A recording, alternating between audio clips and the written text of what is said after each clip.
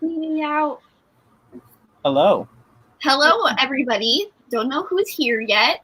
Welcome. Just going to give it a few minutes before we get going. Will the new book for next month be announced today? Yes. Will it? Exciting. I didn't know that. We know it. I didn't know we decided. I forgot. I forgot which one it was. Okay, I'll text it to you, and if Carly is like, oh, yes, okay, then we'll be announced. I think Carly will be okay with whatever it is because I know like our category, so, but still, text me. Okay. Anyways, clearly we're a mess. We have 3 people in the chat already. Y'all are ahead of the game. Love that. Oh, 8. Oh, Hello. Amazing. We have hello. Hi, Chandler. Welcome, everybody. So this is for the Cover Wars Book Club, which is Carly and I's book club, and we are joined with Monty. Hello. His everybody's links are in the description. Make sure you guys are subscribed. I mean, I can't imagine you guys aren't subscribed to Carly if you're subscribed to me, but like Monty also, I literally mention him in every one of the videos, so there we go. So obviously because our book club is like based on the covers, we have to look at the cover first before we even get into anything about the book, which is absolutely beautiful. It is Yeah, the cover is stunning. The one thing I didn't know about the cover until I bought the book was it's got like paint strokes. Oh, yeah. Look at that. I didn't really notice that until I got the cover, and I really like that. I love the orange. I'm a big orange gal. My aura is orange, so. Doesn't your aura change colors?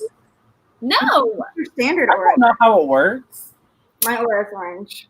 And then we got this beautiful yellow, and I love. Oh my god, that is such a cute spine. Are those roses or paint strap? Roses. Wow. So beautiful. So cover is great. Yeah, it really is. It's one of my favorites that we've done. Probably like up there with Deathless Girls. Yeah. Oh wow, that's high praise. Yeah. It's real pretty. I love I love the colors so much. Oh, someone's already asking, Monty, did you finish the book? I hope so. I have a whole update on Goodreads about how I read the book. Like, y'all are not keeping in touch, not having the notifications on. I read most of it on stream. Hello. Well, we just started, so don't hate YouTube so much. Yeah. Okay, so I guess first things first, we should go around with ratings. So, Carly. My initial rating is 4 stars. Okay. Initial? Does that mean you're open to I have changed my rating through a live show before, so I always say like my initial rating. Okay. Okay. Sometimes it's gone up, sometimes it's gone down. I give it 5 stars. I honestly was like not expecting to give it 5 stars, but I did. So love that. And Monty, we are all anticipating your rating. Because like when I finally actually go into actually review the book and not just tell people to come watch this, I probably won't actually give it a star rating because I don't like it enough to give it a star rating, but I don't think it's like a bad book. Like if I had to give it a star rating, it would probably be like 3. But I don't think it like is a, you know what I mean? Like I don't think it's a 3-star book, and I don't want someone to just see 3 stars and then not read it. Because I think people should read it. I just don't think this book was for me. That's fair. I see what you mean. It's just when you said that you didn't want to rate it, like I got PTSD from the picture history. And you were like, this book doesn't even deserve a rating. Yeah. So I think mine's a strong 4. Everyone in the chat gave it 5 stars. Ren is having a stroke.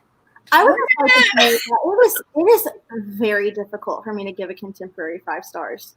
Like That's true. I've not given many contemporaries 5 stars in my life.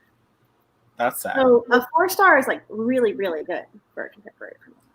Yeah, I think I'm usually the same way. I think this is only like the 3rd contemporary that I've given 5 stars. I think it was Emergency Contact, Heretics Anonymous, and this one. I may be missing some, but Wow, not even Doomsday got a 5 stars? no. What about Red? I guess Red, White, Oh, Red, White, Royal Blue. Yeah, I guess. That's not like a YA contemporary. When No, I that's like a romance rom-com. All right. Well, okay. Ratings. So I guess we can just go at the give the plot.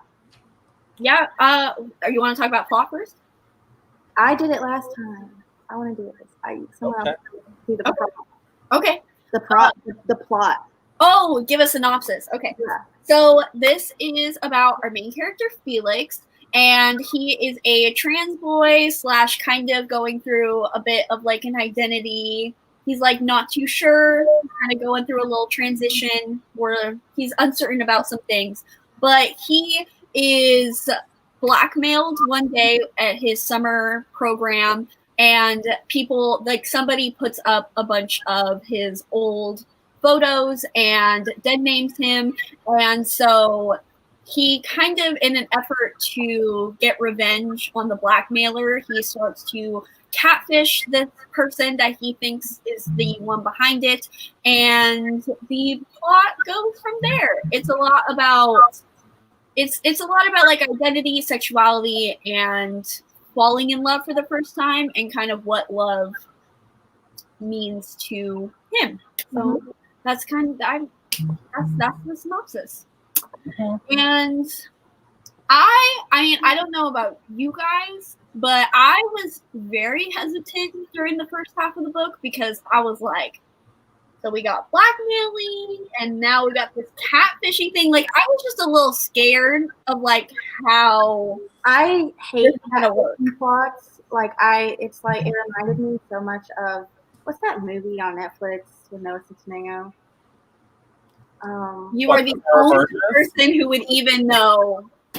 Everyone knows what I'm talking about. It's got Barb from Stranger Things. Yeah, the Sarah Burgess movie. Sarah Burgess is a loser. That one. I didn't watch it, but there's catfishing plots just remind me of that movie, and I wasn't like too keen on that, but I'm glad we like acknowledged that Felix was in the wrong for doing that. Yeah. And I think he was always aware of it too. Mm-hmm. Like, and I feel like that kind of helped me a little bit with like, it was still messy, but like he knew he was being really messy, like throughout, I feel like the whole thing, which made me feel a little better about it. I don't know. I think the part about him catfishing bothered me more, that like he didn't have any kind of evidence. It's true. He was just making assumptions, and I was like, I mean, far be it from me to tell you how you get revenge for what you perceive happened. But then I was like, so we spent most of the time with him just randomly catfishing this person, and then falling in love with him, and then the actual person, like there was some consequences, but like, were there? I totally feel that. Also, before you just pause, Carly, Renia, hopefully I pronounced that right. If you haven't read it, like, we are gonna have spoilers, so I just wanted to warn people in the chat. We are probably gonna have spoilers in this, so just be aware. I just wanted to make that note. I was about to say a spoiler, so well, I want us to talk about spoilers. I was going to say nothing to me felt like it had enough repercussions for me. Like the like first thing that happened with the pictures and stuff, like I just like not enough happened because I was like stunned by that. I was just like, oh my, I was just heartbroken, and I was like, I feel like we're not getting enough from this. Like not enough is happening from this. And then I didn't think enough happened from finding out about the catfishing, and then all that happened when Felix went with what's his name to his grandfather's house. I felt like there wasn't enough reflection on that either, because that was a really hard scene for me to read, maybe from just because of personal stuff. I don't know. It was just one of the like more like emotionally emotional scenes for me. But yeah, I just sometimes felt like there was a lot going on in this book. I know I said earlier when we were talking that it felt a little slow, but I'm going to take that back and say that it felt like there was a lot happening sometimes, that I was enjoying it all, but it was kind of hard for me to like focus on one thing that was happening. That makes sense. I see that. There was always like 3 things happening in one scene, which I think takes some talent, because I do think that Kaysen the scene did when well. Felix finds out, or like the scene at Coney Island, that was a very emotionally draining scene for me. I felt like we should have reflected more on that too. What was the Coney Island scene? Was that with Marisol or with Austin? Marisol. Okay. Yeah, that's when he told Ezra that what Oh, Marisol yeah. did to him when they broke up. Yeah. That was a moment. Mm-hmm. I just felt like I enjoyed every aspect of the book. I just felt like it was maybe focusing on too many. And I think that is my number one complaint. I think that I enjoyed it not as a romance, because I enjoyed all the other aspects more. Like, I thought that Felix and his relationship with his father, and how his father was still like low-key kind of transphobic and kind of like working through it. And I was like, that's far more interesting to me than you falling in love via text message. Because I don't even think you're falling in love via text message. I think you're just telling me you are. And I also think it would have helped if we got what's his name's perspective, because apparently, like, he was falling hard. Yeah. And I was like, what is like, I'm reading Felix's messages. Like, I don't know what's going on here. But I think if I had his perspective, I might have been able to understand it more. But I also understand wanting to center Felix in the narrative, because that just seems more important. Well, we got a lot of scenes where Felix was like, we stayed up texting all night, and like we're just supposed to take it, that happens a lot in books. We're just supposed to take it for what it is, and be like, oh, they were probably talking about God knows what, you know what I mean? And were they texting? Yeah. I was okay. So when I was reading it, they're talking over Instagram DMs. Well, I guess they were DMing, and then they got the number, and then they started calling. What is that man's name? What is his name? The one Jack? Wait, what? Not the one that was falling in love with Felix. Declan. Oh. Who? Declan. The chat is saying Declan. Declan. Okay. Yes. Declan eventually calls Felix. Yes. Out of the blue. Mm-hmm. My heart would have dropped. I would have been like, oh, yeah. My heart did drop. Like, I was like, what? I was confused. I was like, you mean to tell me that you guys are going to school together? We've seen you interact. You know what his voice sounds like. And now you're on the phone for all hours of the night. And then when it was revealed that Felix was Felix, I was like, you're surprised how, Declan? Like, in what universe? Yeah. I don't know what people's voices sound like, though. Like, I don't think somebody I know could call me and I'd be like, I know that this is I feel like I'm so good at knowing voices, because I can watch an animated movie and be like, that's that actor, and not know that actor was in that movie. I think that you could answer the phone and not immediately understand. You know what I mean? Yeah. But like, by hour 3, on the 3rd time you've done this, I think you know. I also was like, I felt that way when Felix was all like, oh, I just feel like I have too many boxes. Or like, I feel like I have too many things about my identity that people won't agree with. Like, he literally admitted that to Declan, and then I was like, okay. Yeah, now it's like you just exposed yourself. It was very Radio Rebel, and I was looking for it. Oh, you did say the Radio Rebel. So I have a lot to say. Okay. First of all, I think Monty, you said this a little bit, like, it does take talent to, like, because there is a lot of stuff that does happen in this book. Like, you have his relationship with his identity, his relationship with his mom, his relationship with his dad, his relationship with Ezra, his relationship with Declan, school, his future, the LGBT center, like, all of these things. But I not once felt like it was inorganic. like I acknowledge that like yeah, there was a lot of stuff happening, but I feel like they somehow fit it all well. I do think the ending was very rushed, especially the stuff with Declan and that in his house. I do think like that the ending stuff was quite like rushed and could have dealt with a lot of more things. But I feel like for the most part, it was done really, really well. In my opinion. And I also I lost my train of thought there, but anyways. No, I see what you're saying, because we in our real lives we feel like a lot of things are happening at once, like we're dealing with a lot at once. I guess like I understand that it's organic. I just don't think that is for me in books, if that makes sense. Yeah. In my mind, that's on me. That's on me. Yeah. My mind is just like, but the last email to his mom that he sent was so sad. I mean, not sad. I mean, it's just like it made me feel a lot of things. I did get a lot of emotions from this book. Yeah. And any book that can make me feel emotions. Exactly, same. And like I really loved this book because of how like vulnerable and like it was just so real. Like it was so raw and like so authentic. And I feel like I've only ever really seen this in a YA contemporary with like Mary H.K. Choi.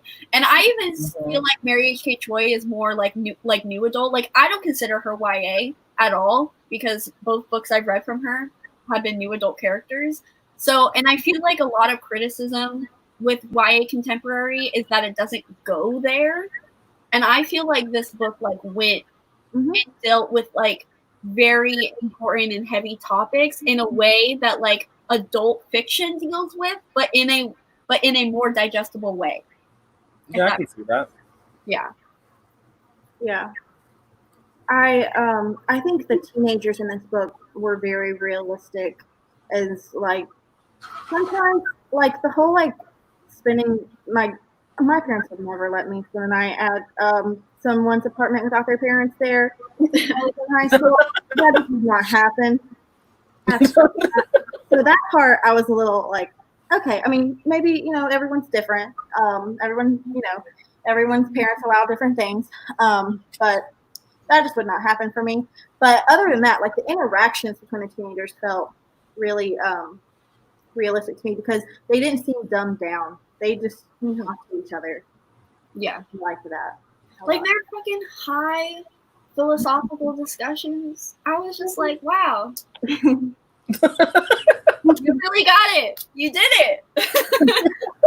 That was it. It was a great time. It was a time. The only time I didn't like them being, the only part of like Ezra's apartment I didn't like was when they went back to his for the fundraiser thing. Oh yeah. They were talking about how his bedroom was 2 stories, and I was like, okay, now this probably exists somewhere, but I don't want it. I don't want to read about a 2-story apartment. Like, overall, you can have a 2-story apartment, but his bedroom, and he's slumming it downtown. Okay. He's not slumming it. I mean, I know his apartment downtown was nice, but his parents were rich. His parents weren't there. His parents were gone, and he was still downtown talking about, I need to be. It was weird. I didn't like it. It wasn't important. I wouldn't like dock stars for it, but I was like, you have a 2-story bedroom. Okay, sir. That's fair. I also didn't believe that Ezra and Felix were in love, that they belonged together, that there was like anything there at all. What are you talking about? When the book ended and they were like together, I was like, this is a cute moment, but I don't believe this is real. I felt the whole time that Ezra was in love with Felix. I never felt it from Felix very much. And I won't say that I extremely felt it by the end, but I think Felix was figuring it out. But I felt it from Ezra from the beginning. I think that Kaysen laid breadcrumbs for you to see Ezra for sure. But there was never a moment where I was like, yeah, Felix feels the same way. Like, okay, that's fair. That's fair. Because I did feel the same way, still like 80% into the book. I did feel like I was wondering if the book was going to end with Felix saying like it being like a friend thing, like being like, I can't, like, I didn't think they were necessarily going to be Endgame. I didn't know if they were going to be Endgame, but I can believe how it ended just based on like Felix like finally like kind of clicking and being like, oh, that was love. I just didn't think, like, he just didn't know what love, like, he didn't connect the dots basically. And that's why I feel like I was kind of like, oh, okay, does he really love him? And I also think the relationship with Declan is such a great like juxtaposition to like what love is for Felix versus like the infatuation. And I just think that's like, especially in like a YA setting, that would be so beneficial for like teenagers to read about, because they can see both Declan and Felix's relationship and Felix and Ezra's relationship and see the differences between them. I really liked how multifaceted this book made love. Like, not to be Aphrodite's whore or anything. So, it was like, it showed really like different complexities to that emotion, and I really appreciated that. So I don't know. My favorite part by far was Declan's grandfather and the callback from the beginning. I remembered that little scene when him and Ezra were on the train. And I thought that was I just thought that was cute. I know Monty hated that scene. I remember in your live, you were just like, what in the hell is this PDA nonsense? Yeah, I thought that moment in the beginning was like a little unnecessary. Was it something that teenagers would do? Probably. So like I wasn't against it. But then to have it at the end, it's that thing that YA Contemporary does, I think, where they want it to feel rom-com-y. And so they include things that you would see in a movie, because a movie would have that callback. Yeah. But I don't need that callback in the book. That really just could have been some random old man on the train. That's fair. It was the most unrealistic. I think it's a little strange for them, the grandpa, to be like, see, I knew you would like my son, but it's like you saw him making out some whole other person, and we're not gonna have a conversation about it. Young love. It's a whirlwind. Apparently. I wouldn't know. Declan fell hard over some text messages. Oh, that was another thing. I did that in fucking high school. Like, so I knew immediately what Felix and Declan were going through, because I did that. I went through the exact same experience. So although it wasn't like love as like we would all consider it, I did believe like everything that they were going through, because I did that as a teenager. So I was like, I did that as a teenager, but I know people who did, and I respect it. Mm-hmm. I mean, you know, but y'all were catfished? How do you have all these catfishing stories? I was catfished too, and that was the person that I'm talking about. I was never catfished. Happened to me. I was never catfished. I was suspicious of everyone. Look at you. Listen. I'm sorry that you were catfished, though. Yeah. I also think it did feel like oblivious main character mutual pining, for sure. But I also understand Monty's point of view as well. I'm happy that people liked that. I just think the book would have been better without anybody ending up together. I would have loved more scenes between Felix and his dad. I would not. I also would have loved that, because I thought they had a really interesting dynamic. Mm-hmm. I really love family. That's what like is the most emotional parts of me when I read. If I'm gonna read the contemporary, if I am gonna like put myself in the real world instead of putting myself in a fantasy world, and I'm gonna like expose myself to like things that could bring up memories for me, I like the overly emotional stuff, and the family stuff is what I am always drawn to.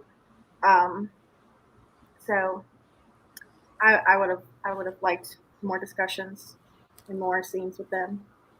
I see Ren talking about romantic love being important, but I don't think, like I said, I don't think the romantic love was there, either with Declan or with Ezra. And so I don't think you needed to cut those arcs out entirely. I think you can still have that journey part of it, but I don't think that if I were to pick up a sequel to Felix that's set like 13 years later, he would still be with Ezra. I don't believe that at all. I don't think he would have learned anything from being with Ezra. I don't think he experienced anything with being with Ezra. I just don't think it was an important. Maybe it was like his first love situation, so I guess in that sense it's important.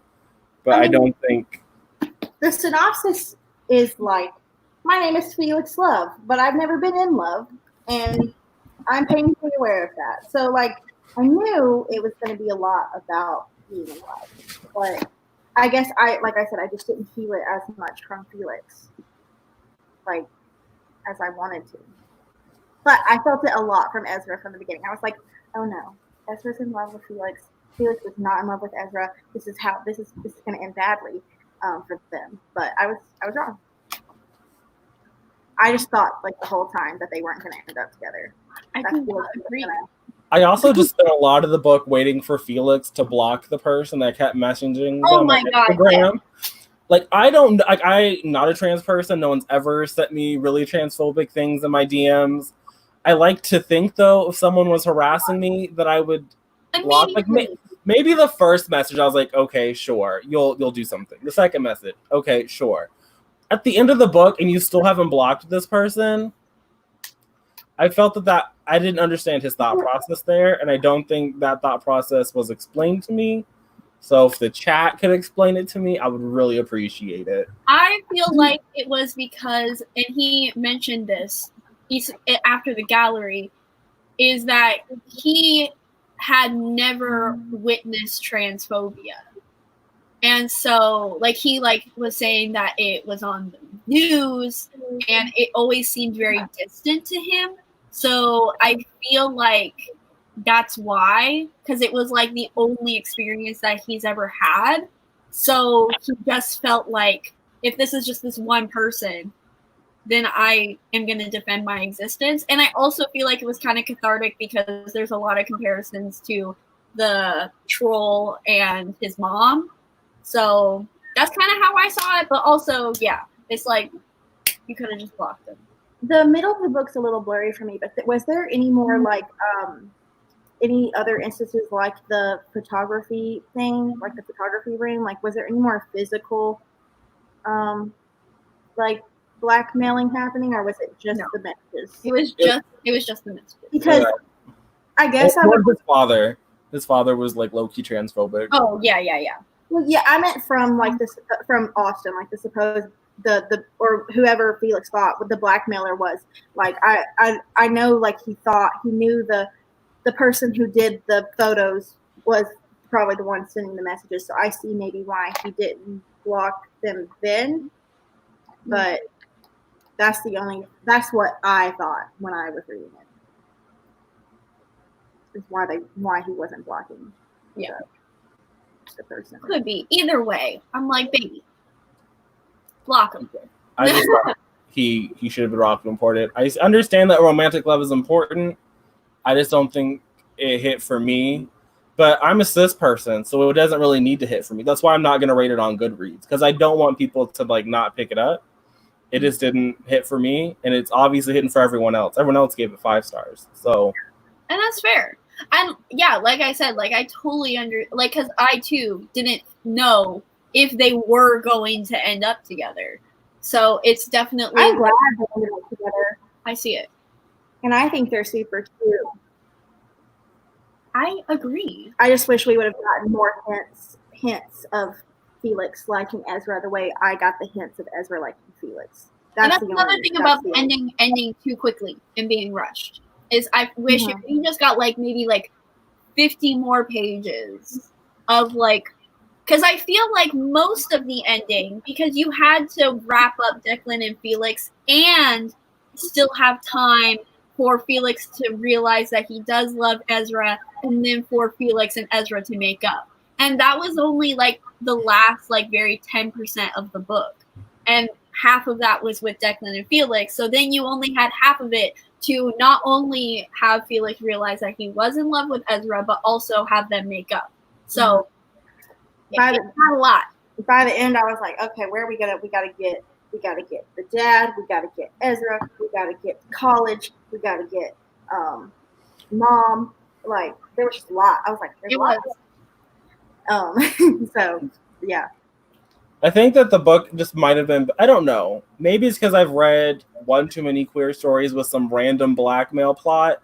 And the blackmail part here wasn't, I don't think it was actually overall that important to this. I mean, I guess without the blackmail situation, the forced outing situation, you wouldn't have had him messaging Declan to begin with.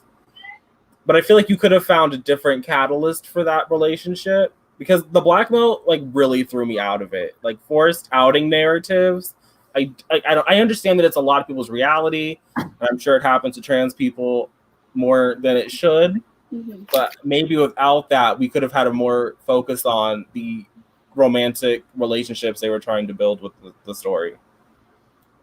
Mm-hmm. I totally see that. I don't understand why blackmail and like forced outing plots are such a like almost always like, I mean, someone would have to do the statistics, but like it's almost always at a central plot of a queer story. And it's like, I personally have never been outed, and I don't know about you guys, and I'm sure like you said, I'm sure it does happen, but it's like, does it happen as often as it would warrant being the number one plot in queer stories? I don't know. Yes, I'm so sad we don't know who got the Brown Scholarship. I was waiting for that. I was really interested in the conversation of college and privilege and things like that. I liked the conversations between Ezra and Felix and Declan about that. I talked about that in my stream when I was reading the first part of the book, and I'm still very confused about why Felix wanted to go to Brown of all places. Well, I know he talked about it, about he wanted like an Ivy League to like validate him, and like he wanted the validation. But I'm like, if you're an artist and you want to be an artist, that's the only thing Felix ever really expressed to me. Maybe I missed something. Mm-hmm. I feel like there are schools that could offer you validation that you would also find success in. Because I feel like him going to Brown, even with the scholarship, would be almost a waste of his time because they wouldn't have the program there that could actually support him. And so then he would be in Rhode Island suffering for what? I remember him in the beginning saying he didn't even want to go to college. I don't know if that was like a deflection, like, you know, oh, I don't want to go to college, it's not for me. Like saying that to someone even though he did. But I remember that from the beginning. And then I was like, but you want to go to Brown? And then maybe this is something that happens in schools in New York about only one person getting a Brown scholarship. This is a plot line in Gossip Girl as well. Why? Why? Because like my graduating class in like little town in Alabama, 2 of the graduating seniors got full scholarships to Harvard. Like I don't understand. But well, I think they could. I mean, Felix could Felix didn't have good grades. We did know that. Like he was a very average student. So he probably wouldn't have gotten like a scholarship from Brown directly. The one they were going for was the one offered by their school, which I thought was also kind of weird. But I'm not a private school kid, so I don't know how that works. Yeah, I also did not go to private school, so I don't know. But that was I always complained about that when I watched Gossip Girl. So when that came up again, I was like, this again. But then it wasn't that big of a plot point, so I forgot about it until just now. I think the reason that he wanted to go to Brown was one for the validation, but also because that validation was empowered by the fact that the rich white boy, or I think he's mixed, the rich white passing boy also wanted to go to Brown. So if he got the scholarship more than a rich white passing cis man, then again, it would like fuel the validation, which I definitely get, not like to the extent of Felix, obviously, but like when I was in high school, I was like, if I don't get into a UC school, then like all of my hard work is going to be for nothing, which is not a UC. Hell at that mindset. But like I did have that mindset, so I saw where he was coming from. And again, I don't think he ever did want to go to Brown. And I like to think that, I mean, we don't see what happens, but I like to think he goes to like some little indie little art school in like upstate New York or something. Someone in the chat said, I mean, my state university only gives one full ride to my high school graduating class. I feel like that should be illegal. I just feel like that shouldn't exist. That's a whole discussion for our country or just the world education system. That we're talking about a book. Yeah. Never mind, I'll get into that. Sleeping Book says they know a couple people who have been outed. That's terrible. Mm-hmm. Like I'm sure that it does happen. I'm sure it happens. Yeah. And I'm sure it probably happens disproportionately to trans people. And I'm sure it happens in a similar way that happened in this book. But I think that is what threw me. It's really hard for me to fall for a love story where you want me to see this person falling in love with someone that they think hurt them in the most personal way they've ever been hurt. Mm. Like, that's just a lot for me. Like, I don't know if I can do that. Mm-hmm. I mean, I guess he didn't start falling for him until after he found out that he didn't do it, or he came to the conclusion that he didn't do it. But still. But if I think, like, okay, let's say, like, I'm falling in love with Carly, but I also think that I, at one point, thought Carly hurt me in the most personal way I've ever been hurt in my life. That's a lot for me. So I'm just not an involved human, I guess. Well, you are a very healthy individual, and I don't see you getting involved in like a toxic relationship. I guess I saw more of Declan's and Felix's relationship as the first time someone has really expressed wanting you, and you're immediately like, yes, exactly, like, what I've been waiting for, like, exactly. So you just go with it, and I think he obviously figures out we don't want the same things. We are not, like, maybe we can be friends now and not enemies like we were before, but this isn't. Exactly. Like, he even says he's all like, oh, I don't know if I'm like falling for him, but like it feels really good to have someone say that they like me or say that they're falling for me. That's probably, see, like, I was like wondering, like, why is he even continuing talking to him after he figured out that he didn't do it? Because I thought we were on a mission to figure out who there was also that did that, and then I realized, it feels good for him to get this attention from someone who, you know, likes him or thinks they like him. Once we figured out it wasn't Declan, the whole who did it plot line became very unimportant. It was kind of like low-key dropped until Homeboy mentioned he was going to an Ariana Grande concert. I was like, that's how you found out? Like, you were out here hacking into people's phones. Like, you found out because he's going to an Ariana concert? I wish we would have gotten more of Felix and the other friends in the book, like Leah, and that's the only one I can think of. I wish that's the only other friend he had. It was Leah. And I wish we would have gotten, like, well, I mean, obviously Marisol, like, but like, I wish we would have gotten. We all know a Marisol. We all know a Marisol. At the end, I wish Felix would have found a little, like, you know, little group of friends, you know, that loved him and was better for him than some of the other people that he tried. I freaking loved Leia. I would be annoyed as hell if she was my actual friend, because she was constantly described as like overly optimistic and like all bubbly. Like when she was all like, "Yeah, I hack into people's phones to give them positive affirmations." I'm just like, not the kind of person for me. But I did really appreciate her as a character a lot, and I feel like her whole existence was only to like, oh, remember? Felix was blackmailed.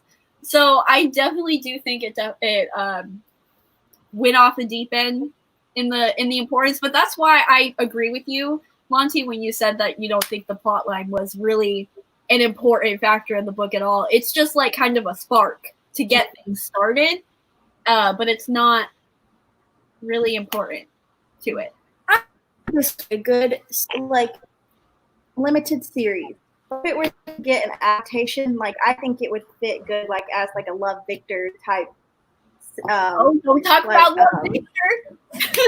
We don't. Okay, but I don't mean like the setting of Love Victor. I mean like it would work. I don't think it would work well as a movie. I think it would work well as like a TV series. I think it would. I think it would keep the plot of the whodunit like more alive, and still having to have those other things that are happening, like instead of like 2 hours of just everything. Oh my god, the season finale could be when Felix says, "I don't want you to love me."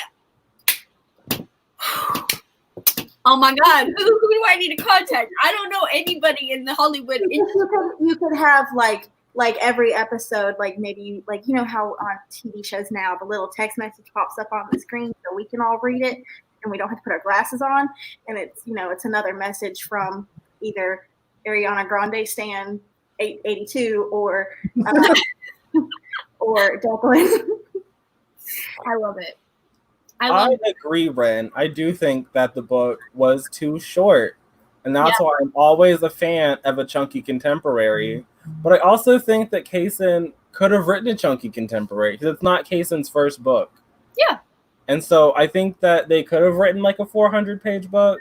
Mm-hmm. I think that's how long Emergency Contact is. I would have been willing to continue this for 400 pages too. I liked it enough. I liked the writing enough. I liked the characters enough. I would have loved to see more. I mean, I think that's a lot to do with publishing and not necessarily Kaysen. Oh, true. Yeah, sure. One thing, a lot more. A 300-page book about a Black queer trans character, but it's another thing to also try to sell a chunky YA contemporary that most people are not going to pick up, even if it's 100 pages. So, I think that also plays a big part too, which is unfortunate, but wouldn't be surprised. I struggle sometimes with contemporary writing, but I thought Kaysen's writing was just really easy to read and like fun to read. Mm-hmm. I don't know, there's just something about it that I like the style. I think it just started in the wrong place. I don't think it needed to start with that weird scene of them smoking the blunt and then the man on the train. Because I did, like, once we got to the photo situation, I found that to be far more engaging than where we were. Mm-hmm. And then I felt really bad that I thought that the first 10 pages weren't that great. Mm-hmm. That's fair. It was a bit weird of a start. For sure. I could have even started after the photos, after like he dropped the reflector and walked out. I would have been okay with that. But I understand like why you wanted to see their dynamic before you saw the pictures hanging up, because that would be the weirdest place to start. But I did check this out, and I am excited to read this one. So I've heard good things about their middle grade. Isn't that one really dark? But isn't that one like really dark? I think all the trigger warnings. I do not know the plot or the trigger warnings. I mean, I'm sure someone can look them up, but I just checked this out from the library because I wanted to read more from Kaysen. So I think their brother died. I think that's the plot, is we're following our main character and their brother passed away somehow. And Fink's brother turned into Dragonfly. So reminds me of a few plots I've heard before, but I've heard that one's really good. So I'm excited to read it. I like the writing style. So yeah, that was one of the pluses. I listened to this, so I don't know their writing style in this particular book, but I did read Queen of the Conquered, and that book was boring as fuck. So, and I also like had very similar complaints. I was all like, this would make a fantastic TV show, but it didn't work as like a book. So I don't know. Maybe that's a trend. But I obviously love this book way more than I love that book. So I don't know. Progress. There you go. The beginning was weird. It was started in a weird place, which is why I think we didn't need the outing narrative. But it's what we got, and it wasn't. It was. I liked this more than This Is Kind of an Epic Love Story. When I read This Is Kind of an Epic Love Story by them, I was not a fan. This one, I think, is fine. Yeah. If you didn't like the outing plot, but you also didn't care for like the romance, like what would you have like wanted to keep from this book, or like wanted to like make the center? I think you could still keep the romance. Like, I don't have to be invested in the character ending up with somebody. Like, I'm perfectly fine reading a book where I don't like the romance. I think that if you would take the outing narrative and you had found some other way for them to like be forced to be together, I guess you could even have him catfishing Declan just for breaking up with Ezra. Okay. You could have used, oh, you broke up with my best friend, I'm gonna get revenge on you, like we're gonna prank you. Or I'm just gonna I'm gonna prank you and find out why you broke up with Ezra, because you have no idea why. You could have just done that thing. And you would have had all the same beats that you had after they found out that he didn't out him. And so I think that might have worked better. Yeah. I think that's valid. You know, it could have been like an art project. They do go to like an art school, so they could have been working together in that sense. I really wanted to see Felix's portraits. Like, I did. I was like, damn, these sound like pretty tight. Like, he was all like saying like his skin was like purple flames, and like I was like, dang, I want to kind of see what your art is, but that's never gonna happen. Some people want the Daisy Jones music. I wanted Felix's portraits. We are not the same. So there you go. Ditch the catfishing and make it entirely anonymous. I mean, I feel like Felix was kind of catfishing, but like, is it really catfishing if like you don't show any pictures of yourself? It's not like Felix was posting some other person's pictures.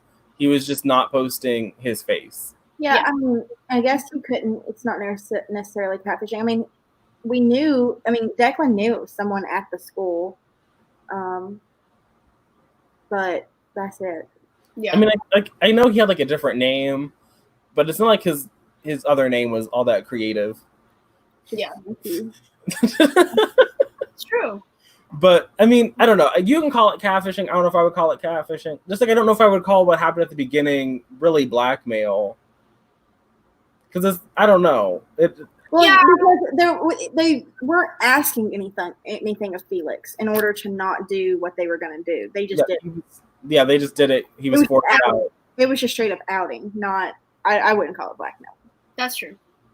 That's true. And I agree with that one. I did take the cover as like one of the self-portraits. Yeah, I figured. And it's a nice self-portrait. It is. It's a great time. It's a nice moment. Do we have any other thoughts on any of the like side characters? Because we got a lot. There was like Leia and Marisol and Hazel and his dad. I only cared about Marisol because I hated her. Same. For the entire time. I was like, that was a choice statement to make, Miss Marisol. Mm-hmm. And then I really liked his dad. I found that that whole relationship was very interesting to me. But yeah, I liked how it was resolved for sure. Yeah, that was a nice moment. It was. It was cute. Definitely. I just don't like family relationships in books, personally. It's like kind of hits a little too close to home sometimes. That's like the main point of emergency contact. Yeah. No, it's not. Not to me. To me, it's about two pessimistic assholes falling in love, and I'm like, wow, I'm a pessimistic asshole. I'm not mad that Marisol was included. I thought that was a. I thought that was a good. Important. Yeah. Make us so feel he was talking to Declan too. I mean, I guess he could have done that. I feel like that just adds an unnecessary complication. I mean, if I was like the editor and I got sent this book, I would be like, I think that we could remove this forced outing unless for some reason Kaysen has given like an interview and like expressed why they felt it was really necessary, I feel like we could just have them pranking to find out why he broke up with Ezra. I also didn't understand that Declan and Ezra were in a relationship at some point until like really far into the book, because I was under the impression that Declan wasn't even into like male presenting people. I just was like, I don't even know what's happening here. And then suddenly he was Ezra's ex-boyfriend. And I was like, there's my lack of comprehension again. I think this could have been really fun. Like they were just in like an anonymous like chat room or like some like Facebook group or something. I read, what book did I read? I read Tweet Cute. And they were like, it's like an anonymous app that one of the characters created. So he knew the whole time who he was talking to. But like the concept was it that neither party knew who was talking to who. All these people are from the same school, and you get paired up and you're talking to this random person, and then after like 6 days it's revealed who you've been talking to the whole time. But you create that connection without knowing who you're talking to, either one of you. That's cute. If anyone has read Tweet Cute. I just think that that's not like, for them both to be anonymous, I feel would be a reworking of the plot that I don't know if you need. Yeah. But it is, you can do whatever you want, obviously. I think it would have made Felix's feelings towards Declan more believable. I think I could have believed them if it was just you broke up with my best friend and not, I think you outed me to the entire school and caused me some great trauma that I'm still kind of trying to process. Yeah. I feel that. I get that. So you won't. I feel like I'm just talking about. Huh? Oh, I was just gonna say. So you won't read a sequel, not necessarily between Felix and Ezra, but like, would you read a sequel in the same character setting area? I don't think any of the side characters were that interesting to warrant their own book. So if that's what you're asking, I would not read that. No. I probably would, because I liked the story. I had fun with it, and I would at least give it a chance. Would you read that book, Heather? Yes.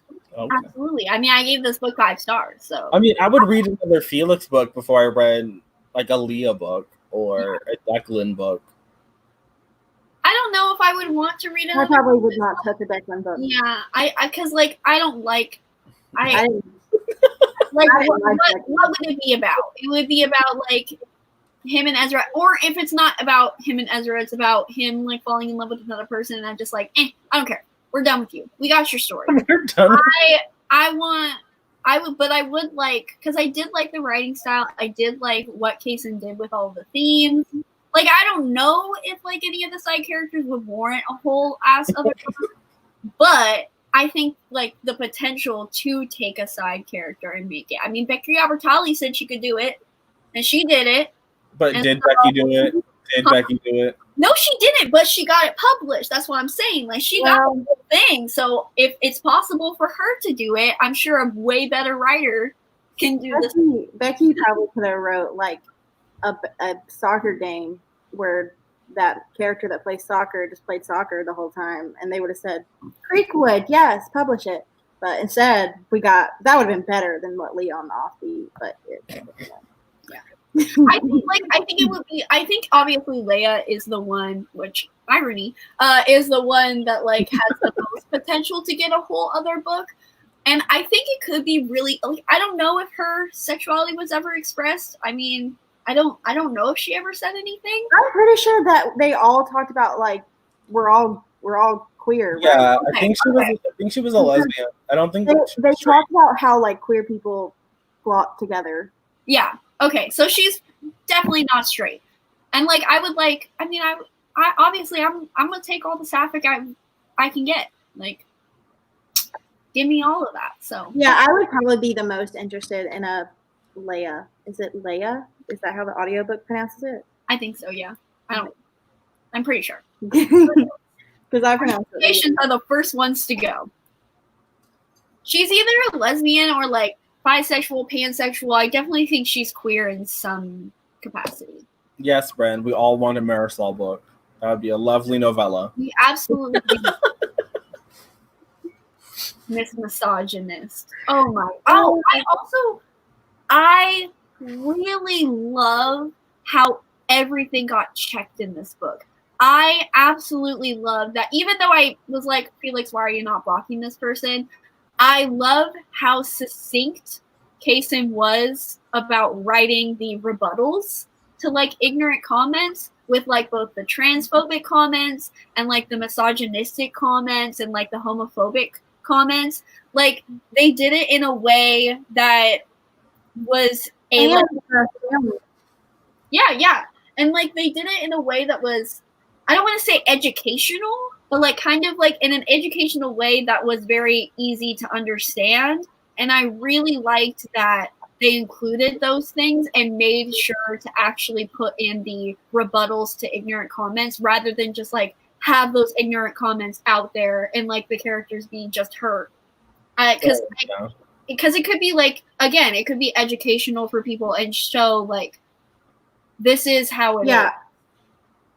I really liked how like specifically Felix was like, yeah, my dad's trying, but like it's not enough. And like I liked that conversation a lot. Yeah.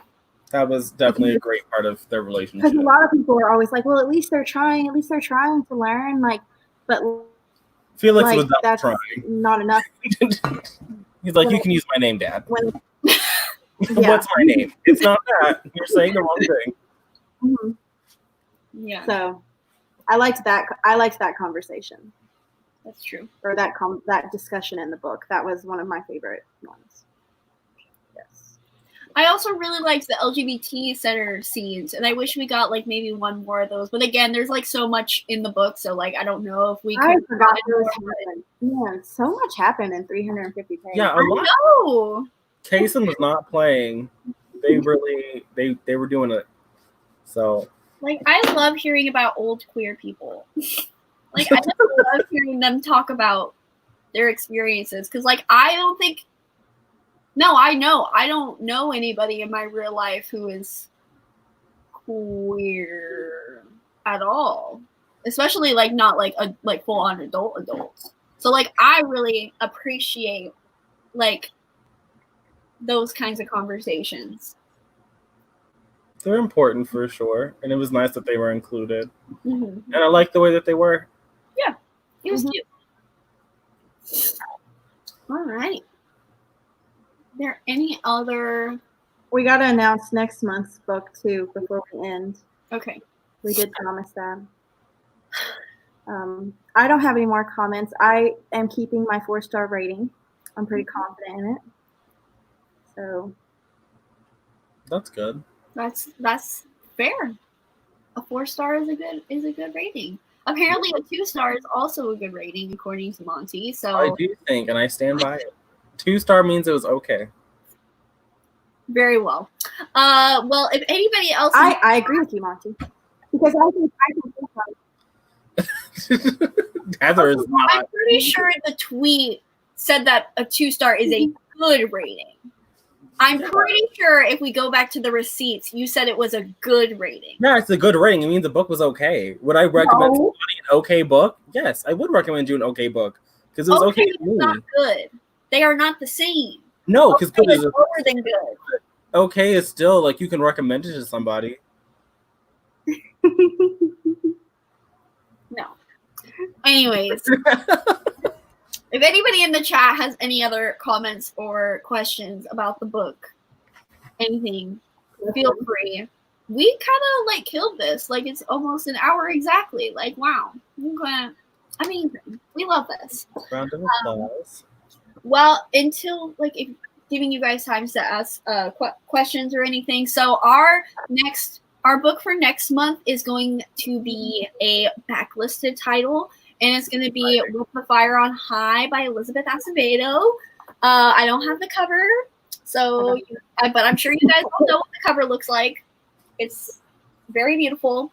And it's about our main character who is like an aspiring chef, and she's a teen mom. And I'm pretty sure she gets to go to like Spain or something, some like high school program.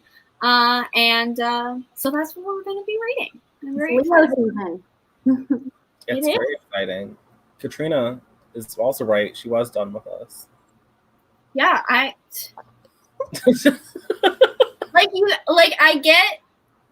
agree. 2-star, okay, sure. I'll accept that. I don't agree in my rating system that a 2-star is okay. I feel like a 3-star is okay, but not everybody is like that. It's fine. I can't say okay is the same as good. Like that doesn't work. I can give a book a good star. I can give a book 3 stars and really love it. Like, not love it, but like really like it and really recommend it. And it just not be like a 4-star or a 5-star. Because like 5 stars for me, I'm very picky. And 4 stars are really good. They're like really good. I mean, imagine like you go to like a 4-star restaurant. It's like a really good restaurant, right? Like, yeah. And so 3 stars would still be good. And then 2 stars would just be like, this wasn't for me. You know, I didn't really like a lot of it, but like I would still, I'd still like, hey, you might enjoy this to someone else. You know what I mean? 1 star, I probably wouldn't tell anyone to read it. But why would you go to a 3-star restaurant and not a 4-star restaurant? Because sometimes you only got 3-star money, Heather. There's more 3-star restaurants. That is not applying to the 4-star restaurants. I probably give.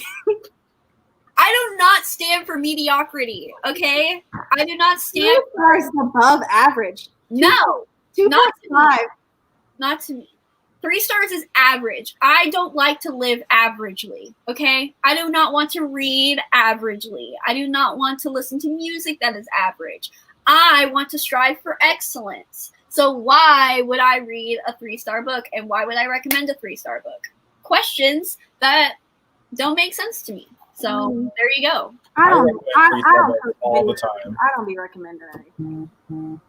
So, I mean, I still end up reading 3-star books, but again, like it's very well. If I have to read them, like if I have someone else's 3-star might be your 4-star. That's true. I'm not saying that somebody rating anything is going to be like, oh, I'm never going to read this. Like if somebody rates something 1 star, I'm not going to be like, oh, I'm never going to read this book ever again. But if I recommend something 3-star, I personally, on my humble abode in this corner of my internet, will not recommend a 3-star book to people for various reasons. Sometimes I will. I just recommended The Midnight Lie because I really like the romance. So sometimes it happens, but I'm not going to, praise about it. It's not going to be on my best of 2020 ever. Well, no one's saying put on the best, but you recommend books that aren't on the best. This is not what the live was about. What do you not a productive conversation? I feel like I'm in the middle here. I feel like Monty's on this side of the spectrum. You only recommend books that you're going to put on your best of the year list? No, I only recommend books that are 4 or 5 stars for the most part, unless it's like a specific aspect of the book, like with The Midnight Lie, because I really like the romance and it was a romance recommendation. See, I give like people a lot. In the chat agree. They've recommended a 2-star book. I give a lot of contemporaries 3 stars, and I recommend them a lot because it's not my forte. It's not my thing I would just like absolutely fall in love with. So I wasn't expecting to absolutely love it, but someone else might. So okay. Well, I would if a book that I rated even 1 star or 2 stars, and I know that person's reading taste, and I know that book would probably work for them, then yeah, I'll be like, yeah, I hated this book, but like maybe you would like it. But if I'm recommending generalizations onto people, then no, I'm not going to recommend The Secret History because you shouldn't recommend that either. So yeah, or like if somebody really likes Les Mis and like thievery and like all this stuff, then maybe I would recommend A Court of Miracles, even though I thought that book was trash. It it's all depending on the variables. But yes, overall, 2 stars are bad and 1 Not star is bad. awful. They're okay. I think they're okay. I think they're like okay. Defines 2 stars as okay.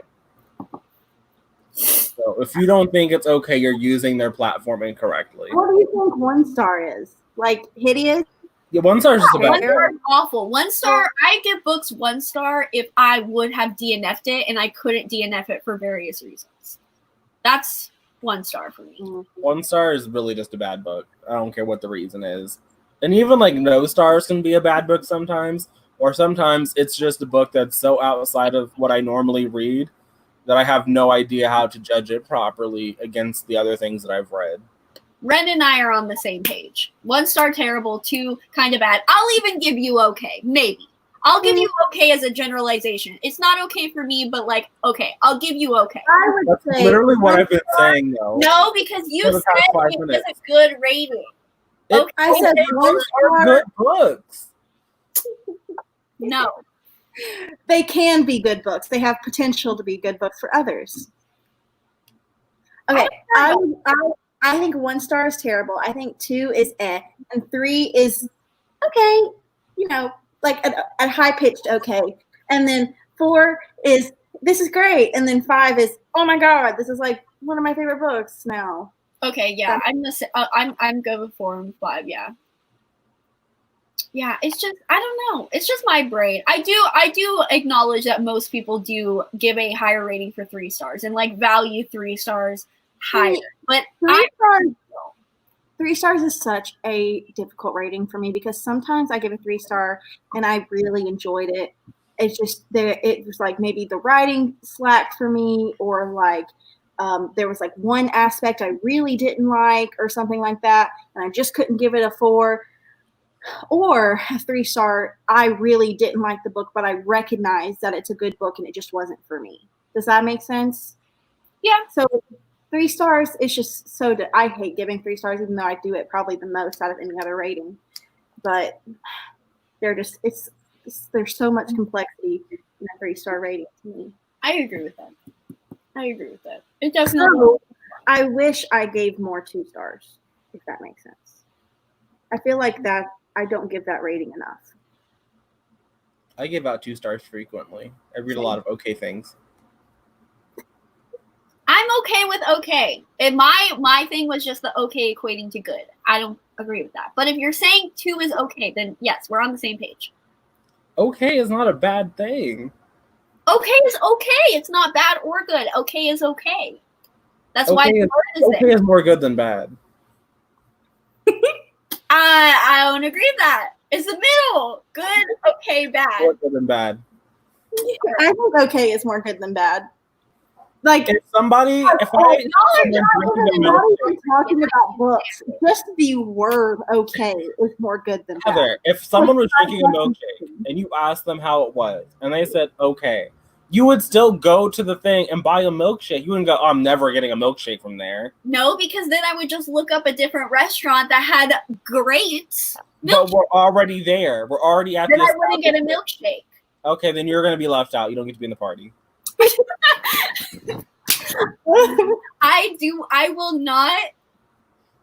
not give my energy to things that are mediocre. If you ask someone how they are and they say okay, do you think they're bad? Do you think something's wrong with them? I don't think they're good. I think they're okay. I think you're trying to justify this a little too much, I am Heather. not. We're It is clearly in the wrong here. okay bad. That's why okay exists. I don't think that's why okay exists at all. So what's in the middle? So it's good, okay? Then what's I this? think it's neutral. I think neutral is the middle. That's what you're gonna say I'm neutral. Okay is like a little bit Book is neutral? I'm No, not gonna say half. I can't stand The y'all. word okay by definition is slightly more good than bad. By definition, Yes. the Webster definition said that. I mean, I've never looked at the definition. Katrina, no one said it was a 2-star Okay, but milkshake. I also went to kindergarten, so milkshake. A 2-star. Thank you. No one said it was a 2-star. We said it was an okay milkshake. There's a difference. I don't know. It's okay is satisfactory, but not exceptional or especially good. I agree, Chris. Okay is neutral. That definition literally was not neutral at all. Yeah, that's not neutral. It's satisfactory. You can't be satisfied and then be like, I'm neutral, but I'm satisfied. Like, that's not how it works. I think you've been proven incorrect here. You're outvoted. You guys can live in mediocrity. That's fine. I'm winning. So oh my God. I'm the one who has a 4-star average this year on the books I've read. So who wants a 4-star average? You have a 4-star average? I have not been reading any. I think the last book that I rated 1 star was Crescent City. And I think I think I've only rated like 3 books maybe this year 2 stars because I've been DNFing everything that I think is going to be 3 stars. Oh, see, your 4-star average doesn't count if you're out here DNFing. Yeah. No. But that's why. Invalid. I don't give my energy. It's an inflated number. Bye. I've had books that I thought I was going to hate at the beginning that I ended up really liking. So I don't. Thank you. That has never happened. I do DNF a lot, but if I DNF, it's usually within the first 10 to 15 pages. And I'm like, maybe I'll pick this up again one day, when I'm in a different mood. I mostly blame it on my mood. Because I don't ever pick up anything that I'm not interested in.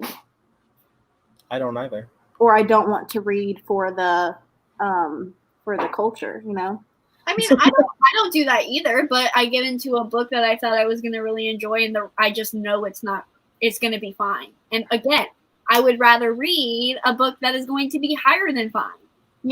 Like if I was Heather, then I would have DNF'd this book, and I wouldn't have been part of the discussion. You know what? I don't DNF 10 pages in, Monty. I DNF 20% minimum. You know what? I'm so glad that I didn't DNF the Deep. Because if I would have DNF'd that book, I would never know. What book? The Deep. I would never know the absurdity that happened at the end of that book if I would have DNF'd it. And what did you rate it, Carly? And what did you rate it? I rated it 1 star. Exactly. And thank you. And the report session is closed. I am thankful that I read that book because I now can tell people about the most absurd book I've ever read in my life. And I do. I have a story to tell. Carly has a cocktail story. I'm fun at parties. When I can finally go back to parties, I have a story to tell. Yeah, and I mean, giving value to 1-star books, that's great. I'm just not one of those people. And I don't give value to 2 stars, and I'm just one of those people. So I gave Infinity Sun 1 star. That was a choice. Yeah. That was a book then, so. It was a choice for me to request that arc in the first place. That was a risk. That was a gamble. 3.9 average, and I've DNF'd 10 books out of. I have a 3.85 average, so mine isn't much worse. I don't know what my Goodreads overall average is. But I do have around there. 5. I have 5 stars to every book I read when I was in middle school. So same. Yeah. If I rated it all, I only went on Goodreads to give 5-star ratings, which is not how it works. How do you find your Goodreads average? You just it's on your profile. I have a 3.4. I'll go look at yours if you want me to. I could not read 100 pages or 50% and then decide to DNF. It's an immediate instinct. 50% is a little too much usually for me. I think the 50% if it's super long or super short, because otherwise you would have already read 100 pages. Your average is 3.75. Your average is worse than mine. Yeah, because that's overall. Last year I read shitty fucking books. I had so many low stars last year because I didn't DNF them. And now I'm living the life. I'm truly saw the light. My reading year this year is so average. Yeah, I've been giving so many 5 stars. I feel bad because I'm oh my God, I'm not being specific enough. I mean, I gave a 5-star to the new Tea Dragon Society book, but like, it's I mean, you know, it's like I loved it, but it's not like, it's just a different scale. It's just a different scale in my mind. I do think that this one, like Felix, I don't regret giving it 5 stars at all because I just can't justify not giving it any less than 5 stars. But I feel like it's a more objective 5 stars than most of my 5 stars are. Like most of the books that I give 5 star, they do have like a deep lasting, like I know immediately, like this is an automatic favorite. Like I'm gonna think about it all the time. And I do think I'm going to think about this a lot, and I did connect with it. Maybe not at the level of like Guild of Wolves or like Song of Achilles or things like that, but it's very objective for me. So I feel like I am getting a little more lenient with my 5 stars, where it's like one is like favorites, but also I do think that this is a 5-star book, if that makes sense. So I don't know. Rating books is just hard in general. I understand people that don't do it anymore. Mm-hmm. I don't. I have to do ratings because I don't want to talk about it on Goodreads. I don't want to type. So. Fair. And I don't read reviews that don't have reviews. I've got to put my opinion out there somewhere or I will burst. That's true. I just like writing reviews too much to not write them. And I think that star ratings, I think like everyone who stopped giving a star rating was putting too much effort into the thought process of the star rating. Yeah. Like they don't have to be technical. I don't need to plug in things to a formula and divide by 2. Like that's true. People who like do the writing 70 out of 100 plot, no 50 out of 100, and then it's like equals 4.235 stars. You know, like I don't do that. I have a feeling after I finish a book. Yeah. And that's what it gets. Exactly. Same. Usually. Sometimes it changes. Like I recently changed my rating of Radiance from 4.5 to 5 stars. I did the same thing because I was just a boohoo baby who didn't want to give a romance book 5 stars. Monty, I would love for you to read that and just be like, because you hate interspecies relationships, even if it's just a human passing dude with a tail, even if he doesn't have a tail. What was it during one of your live shows where they said like Reeson was just a dick with wings or something? Yeah, someone said that. I would love for you to read Radiance because like he's a full on has gray skin, like full on horns, full on like huge teeth. So that would be a really just interesting. Yeah, that's not sexy. I don't understand you people. Even that cover that got released today with like the girl and like her tattered wings, I was just like, how are you calling this sexy? Girl got whole leather wings. Like it just doesn't look that ugly on the cover of Radiance. Like so the cover of Catfish. He just looks like a gray man. Yeah, gray man, like in the Raven Cycle. He's not actually gray in the Raven Cycle. When are we getting the ACOTAR review though? That's what I want to know. Have you read the book? No, I got the book though. Someone sent it to me from my wish list, so it's over there on the shelf. Well, now you have to read it. That's not how book ownership works. Huh? Didn't you read it before? Or no? I checked it out like 3 times. Okay. And the audiobook stays checked out if there is an audiobook. I read that series in 3 days. Of course you did. That's a lot. I think Monty is going to be the same way. Even though you did binge read the entire Shadowhunter Chronicles. So over a year. I read it over all of 2019. Still, most people do not do 3 books I read sort of back to back. Like the Dark Artifices, I was like, I can't do this anymore. I would just like to say that I read the ACOTAR series in 3 days in like 2017 or 2016. That's a lot of reading, and I don't even own all of the books. I just own the first. I was at home. I was at home for the summer. I didn't have a job. I just started Bookstagram. I had just put myself into the book world, and everybody was talking about these books. And ACOWAR had just come out, and I was like, "Let's read." And then I got back. Basically, ACOTAR series is what got me back into reading, like full time. So. I love how Sarah got you into reading, and she put Heather in a 5-year reading slump. Literally. now City's putting me in a slump. Crescent City is not a slump book. I mean, it's kind of slow. It's just like book. Absolutely. It's just not a slump. It's not a slump book. Yes, it is. It's just been on my. You're a biased person, Heather. It's been on my currently reading for so long, and it makes me sad. I may be biased about Sarah J. Maas, and I fully accept that. But I am not in the minority opinion. Every single vlog you read, if it's not a freaking full-on, like, I will drink the tears of Sarah J. Maas stan, everybody is like, it's too long, and it's very slow in the middle.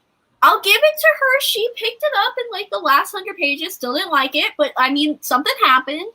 But it was very, very sluggish, and the worst info dumps I have ever read as a fantasy reader in my entire life.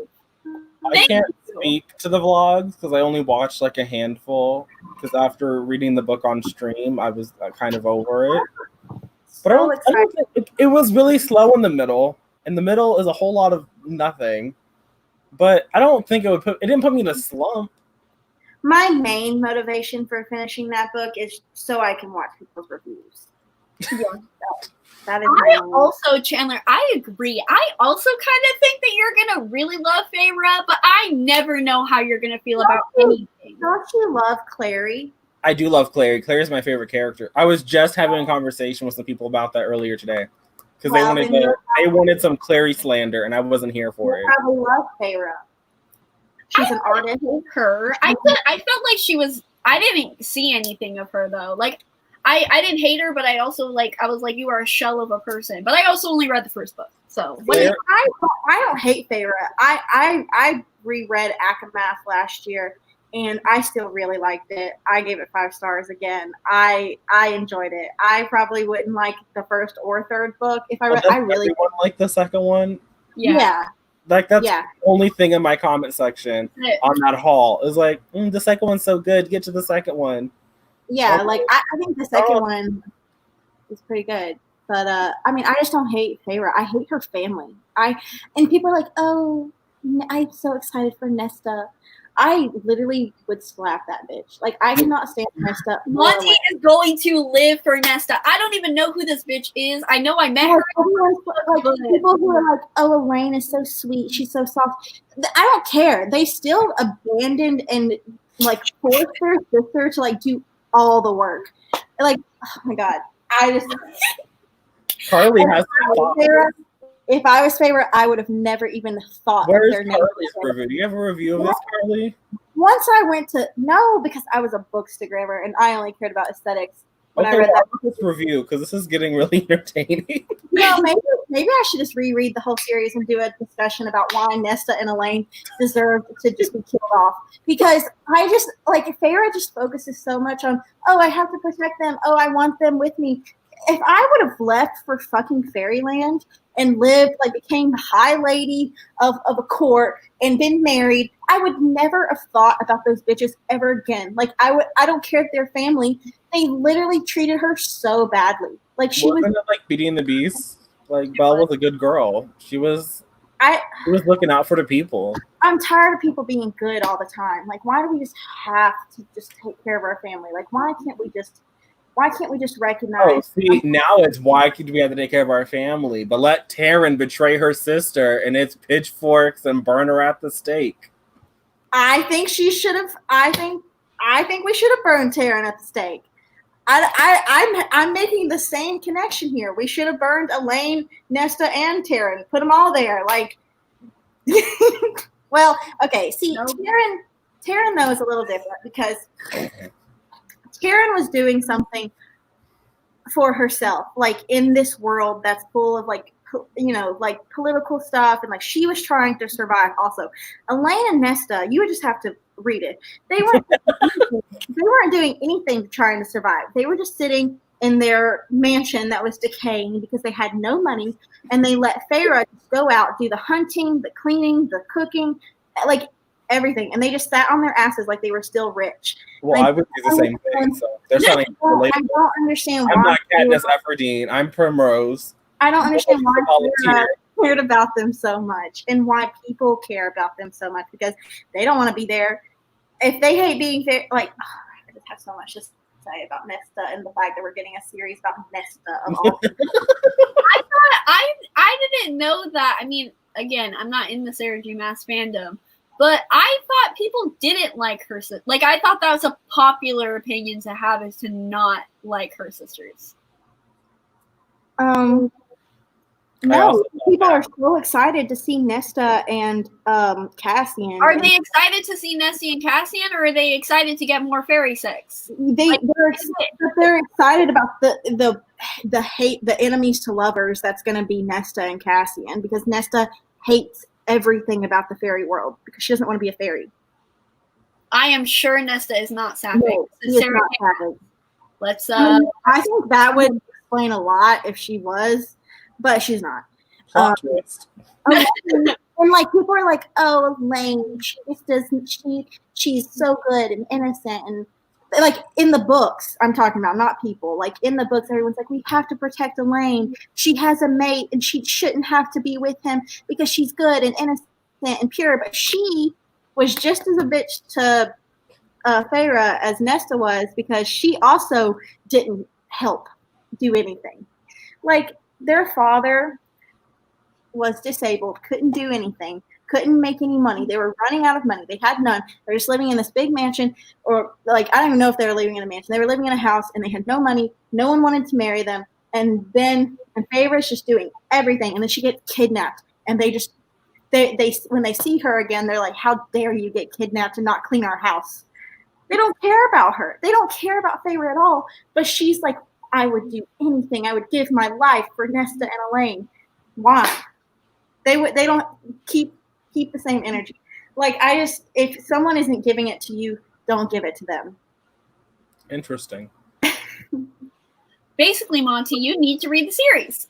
And the first book is literally just filler to the second book, because obviously the second book is apparently where everything happens. Nesta did hurt me because she's a bitch, especially in A Court of Frost and Starlight.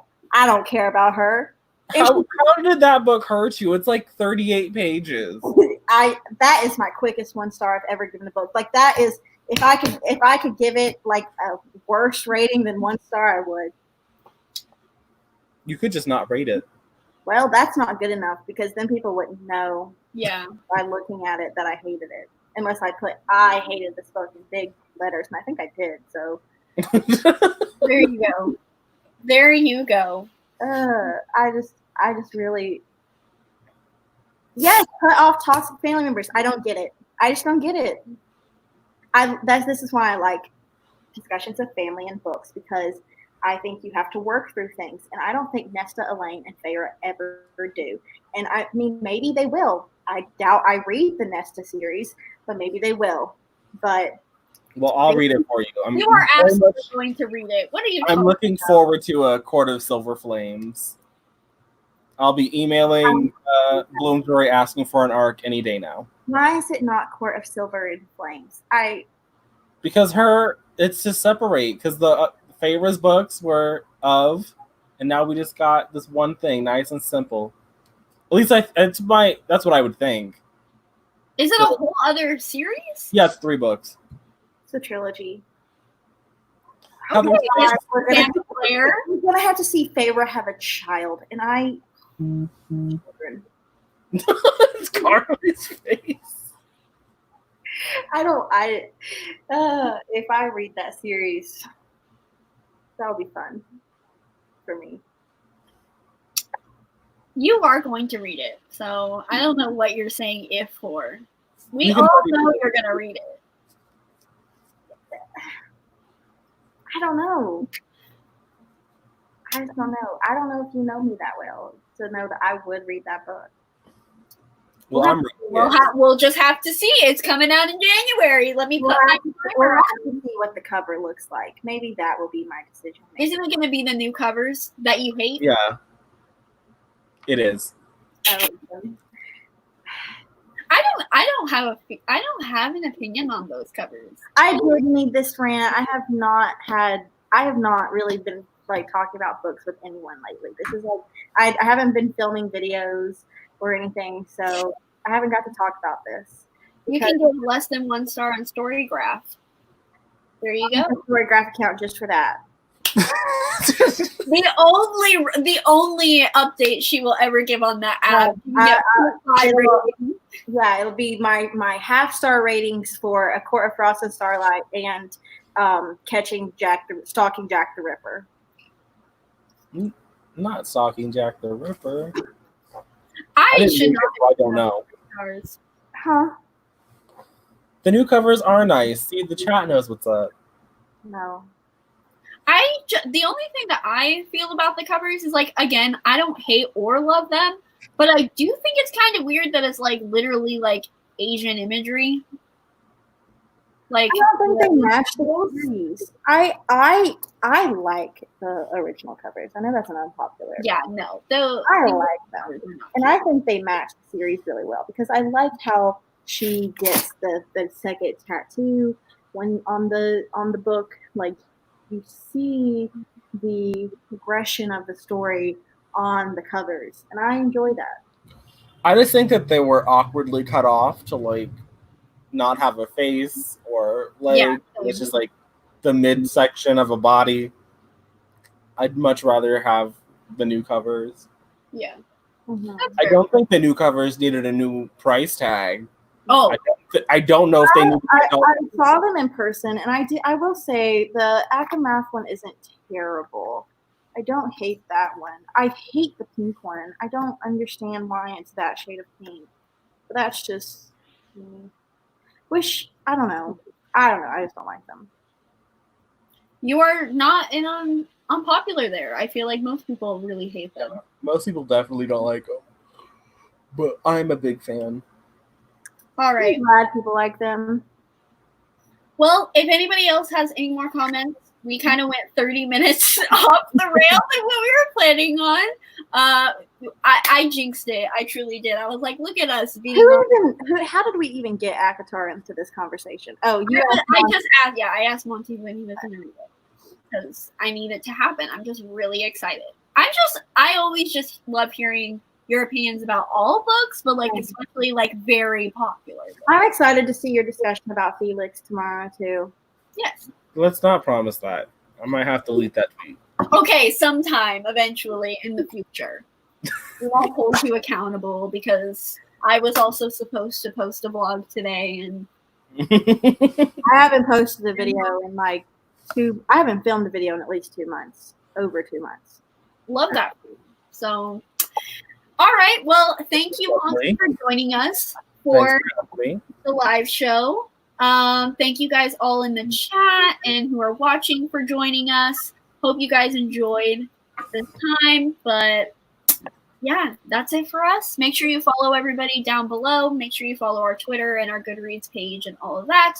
But that's going to do it. Goodbye, guys.